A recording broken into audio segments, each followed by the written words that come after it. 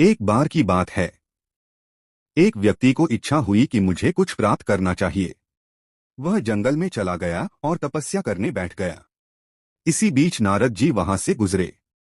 उन्होंने उस व्यक्ति से पूछा, बेटा, तू किसकी तपस्या कर रहा है? वह बोला, महाराज, मैं सोच रहा हूं कि ब्रह्मा, विष्णु और महेश में से कौन सा देवता जल्दी प्रसन्न होते हैं। नारद जी ने कहा, बेटा, जल्दी तो ब्रह्मा जी प्रसन्न होते हैं।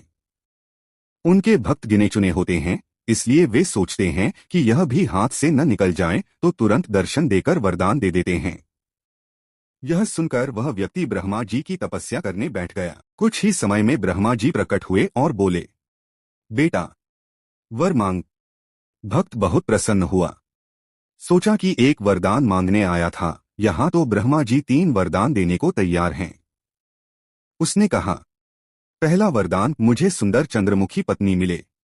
दूसरा वरदान, बढ़िया घर और परिवार मिले। तीसरा वरदान, जब चाहे 3 और वरदान मांग सकूं।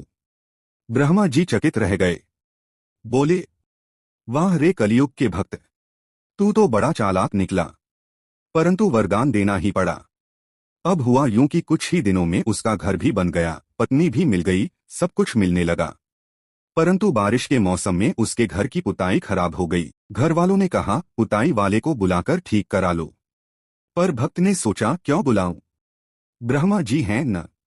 उसने शंख बजाया और ब्रह्मा जी को बुला लिया। बोला, पहला वरदान, घर की पुताई कर दो। दूसरा वरदान, हमारे घर पर कभी बारिश न हो।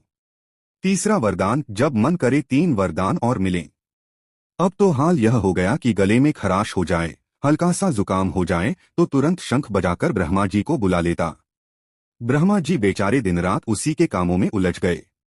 थक हार कर ब्रह्मा जी बैकुंठ लोक पहुंचे और भगवान नारायण से प्रार्थना करने लगे, प्रभु, आपने मुझे सृष्टि की रचना का कार्य सौंपा था, पर यह कलयुग का भक्त तो हर काम में मुझे बांधकर रख देता है।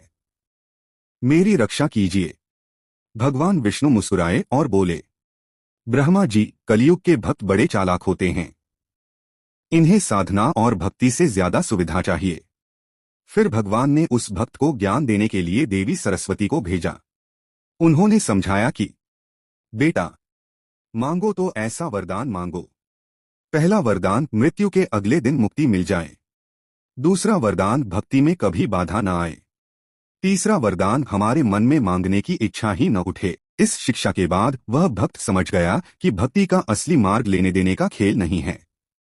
कलयुग में प्रायः लोग भक्ति भी लेने देने के भाव से करते हैं, सुख मिले, कष्ट दूर हो जाए। परंतु सच्चे भक्त का काम केवल भजन करना और ईश्वर से प्रेम करना है, चाहे दुख मिले या सुख।